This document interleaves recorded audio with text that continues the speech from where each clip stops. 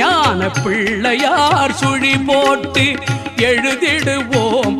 எந்த பிழைகளும் இல்லாமல் உயர்ந்திடுவோம்.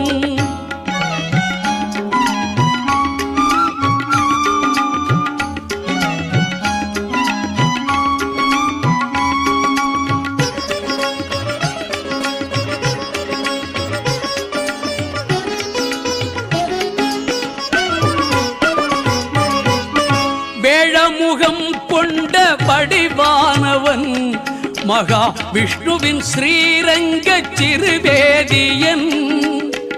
வேழமுகம் கொண்ட வடிவானவன் மகா விஷ்ணுவின் ஸ்ரீரங்க சிறுவேதியன். பாலும் தெளிதேனாய் இனிக்கின்றவன், பாலும் தெளிதேனாய் இனிக்கின்றவன்.